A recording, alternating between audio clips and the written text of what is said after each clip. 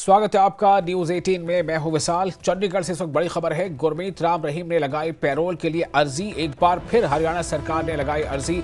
हरियाणा सरकार ने चुनाव आयोग से मांगी इजाजत। चुनाव आयोग ने हरियाणा सरकार से पूछा सवाल, क्या ऐसी इमरजेंसी है जो उन्हें पैरोल दी जाए। 2 सितंबर को सुनारिया जेल पहुंचे थे राम रहीम। 21 दिनों की फरलो पूरी कर पहुंचे थे सुनारिया जेल।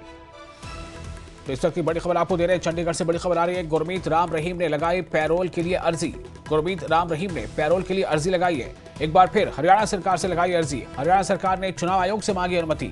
चुनाव आयोग ने हरियाणा सरकार से पूछा सवाल, क्या ऐसी इमरजेंसी है जो उन्हें पैरोल दी जाए।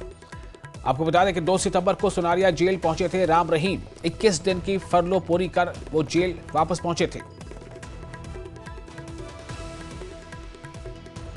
अंकित दुदानी इस वक्त हमारे साथ मौजूद है फोन लाइन पर ज्यादा जानकारी के साथ। अंकित, ये एक बार फिर से पैरोल की अर्जी, क्या इस बारे में अर्जी में क्या बातें कही गई हैं और जो इलेक्शन कमीशन ने पूछा है उसका जवाब किस तरह का है?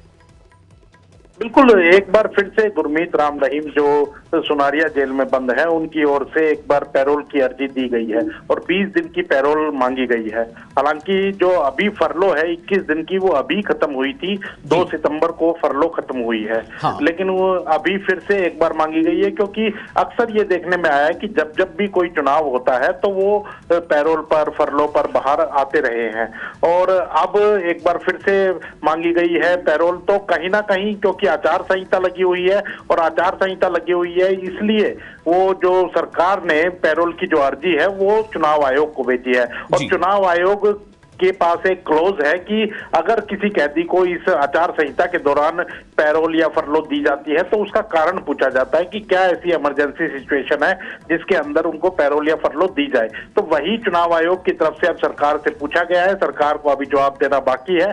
सरकार जब जवाब दाखिल कर देगी तो उसके बाद वो मंजूर होती है या नहीं होती है वो अभी देखना होगा। वरना जो आम दिन का रूटीन होता है, अगर चुनाव आचार संहिता नहीं लगी होती तो जो डिविजनल कमिश्नर वही इस पर फैसला लेने के अधिकार क्षेत्र होता है उन्हीं का और वही फैसला ले सकते हैं क्योंकि प्रदेश स्तर पर नहीं आती है वो एप्लीकेशन और डिविजनल स्तर पर ही उसका फैसला हो जाता है। लेकिन क्योंकि चुनाव आचार संहिता लगी हुई है इसलिए यहाँ आई और चुनाव आयोग को भेजी गई। अभी फैसला होना इस पे बाकी है। जी।